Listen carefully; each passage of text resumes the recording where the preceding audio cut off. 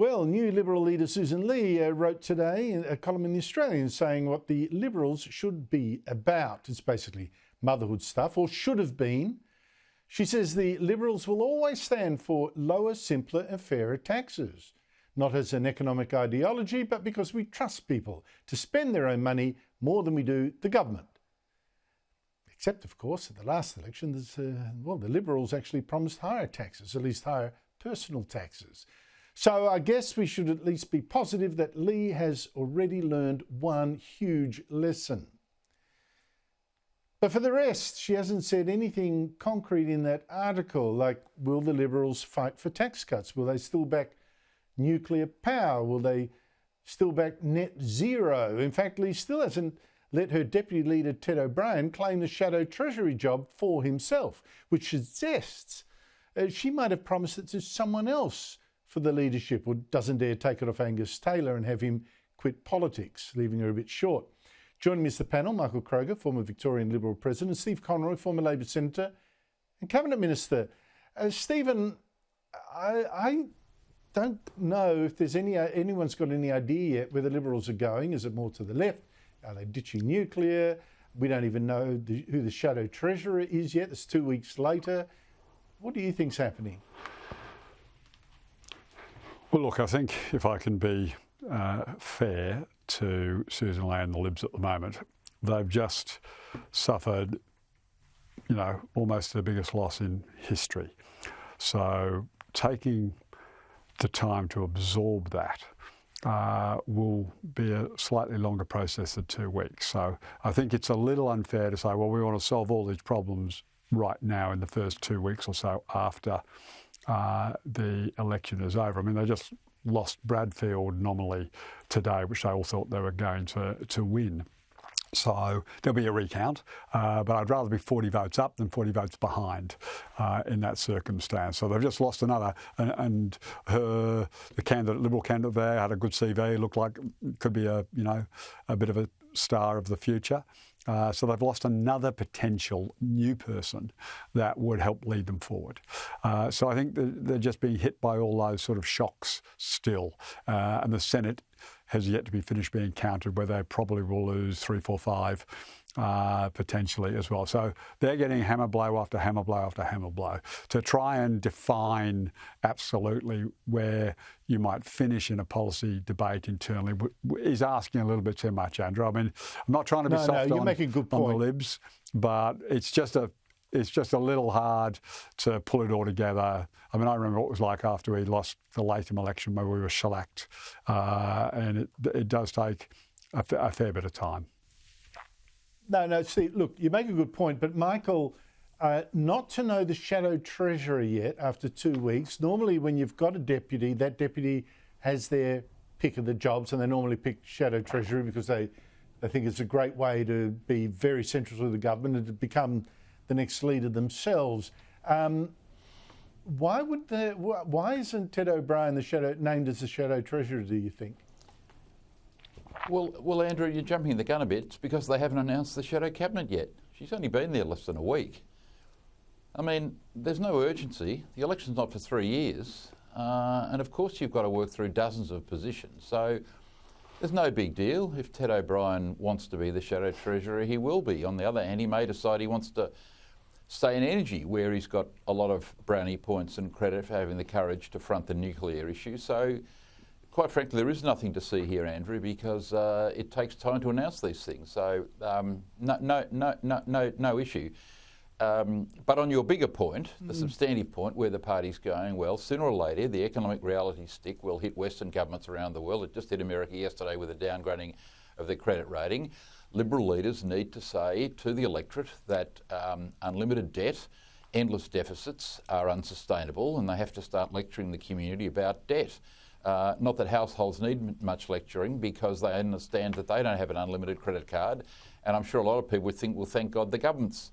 We've now got governments who are economically responsible and not just going to mortgage the future of our children. So the primary job of the Liberal leader is to talk about economic management, announce that every single government benefit is means tested going on. because governments cannot continue to spend $35 billion a year more than we're earning, and that's what's happening over the next 4 or 5, 8 years, Andrew. Now, let me just say it again. The Deputy Leader is entitled to the choice of portfolio. It doesn't need the rest of the shadow cabinet being announced. They can say, thank you for making me Deputy Leader and I'd like to be Treasurer, and that's done. But he hasn't done that. And the reason I get frustrated on behalf of the Liberal Party, because Stephen, the Albanese government's green hydrogen dream keeps collapsing every single week. A new announcement. 2 days ago, the latest, yet another scheme, a $15 billion planned green hydrogen plant in the Northern Territory. This is the miracle green fuel that the government has been spruiking. It bit the dust, put on hold. It's not financial. In fact, none of the 6 big green hydrogen projects the government listed a year and a half ago as the first to get funding on its $2 billion green hydrogen scheme is now going ahead. Not a single one. Now, shouldn't the Liberals be, I know they've got so much on their plate now, but I would like to see them right now hoeing into the government over this massive collapse that's happening in front of their eyes on the green energy scheme, and stop losing confidence in themselves and backing off opposing this green energy push. Well, look, it's a little bit of a tricky one. It's a subset of the zero target by 2050. And so if you buy into it in one angle, you're really recreating the problem. And that issue, more than any other, appears to be bedeviling the opposition. The nuclear power was a good cover that kept everybody, Nationals and Liberals, in the same cart. And until the opposition can fundamentally resolve the direction they want to go, they're going to not be able to prosecute this case. Either they're going to be for the nuclear option or against the nuclear option. And they're either for, net zero by 2050, or they're going to abolish it. And so they've got not a lot of credibility right now to prosecute the green hydrogen case, to pick your example. And that's a fair example for you to point towards. So until they can resolve those, they can't prosecute this case. Well, they can pose, look, it's $2 billion to it, what was always a pie in the sky. It is critical to the government's net zero plans, because electricity is only 1/3 of our emissions. You've got to have a different fuel as well. Green hydrogen was supposed to be it. It's going absolutely nowhere. It is central, and it should be criticised as a pie in the sky thing. And it can be done now. Michael, meanwhile, the government is crashing ahead. No, I was going to say, why does Australia need to be a leader in green? Why does Australia need to be a leader in green hydrogen? It's not. It's very embryonic worldwide, right? It takes an enormous amount of water, land, regulation. It's very expensive, power, and no one's buying it in Australia. Power, right? New renewable power or fossil fuels. Now, apart from all those issues, it's going great. But again, Andrew, like nuclear, this is a matter for the private. This is a matter for the private sector. Why are governments putting billions of dollars, right? We used to have a thing in Australia that governments shouldn't pick winners. Since COVID, and during the COVID period, we're all taught that governments can intervene in every part of your life to save your lives. Since COVID, we've been stuck in this environment where the government can fix everything. I know. And so Albanese puts $1 billion into solar panels because he thinks we can make them cheaper and better than China. I mean, these schemes of unlimited money.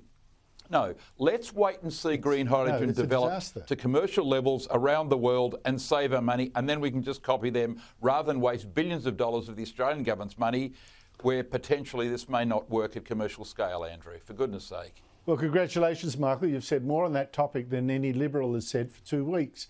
Meanwhile, the government, Stephen, is crashing ahead with its plan to double the tax on earnings in super accounts above $3 million, even taxing unrealised gains as the paper value of investments that people haven't actually sold. We guess that the business you've invested in is worth X. We're going to tax you that. Oh, I've got to sell the business to meet my tax bill. The government says it only applies to 80,000 accounts of rich people. Who cares about the rich? And so what if the threshold of accounts is an index, the more people will in time be infected, given inflation is going to, make 3 million look like not much. And the Liberals are making this a big issue, and I get that. I'm not so sure it's going to bite with the voters. Where do you think this is going? Look, I think you're dead right, Andrew. I mean, firstly, the government just took it to an election and got an overwhelming mandate to do it. That's the first point. Oh, look, secondly, you can say that about anything. Lots of people ask, why didn't the Liberals run hard on this in the election campaign? Why have they suddenly discovered this issue after the election campaign? For the reason you've just said, Andrew, it is not going to bite with the voters.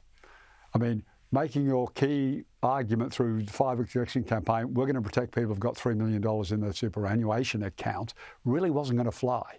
And so the Liberals were right not to waste a second talking about it during the election campaign. They should have been talking about cost of living issues, not about protecting people with $3 million. So I understand the conservative media bubble in Sydney. The conservative media bubble and also, in Sydney particularly, the just trying to find any issue to thrash the government on. Well, the argument that $3 million threshold is an index, and therefore, in time, 3 million, a lot of people will be in the 3 million. Well, it's open to any government going to an election and say we're going to, raise the threshold like they do with taxes. I don't know, personal tax. I'm not quite sure if it's a big seller. Michael Kroger, Stephen Conroy, thank you very much to you both.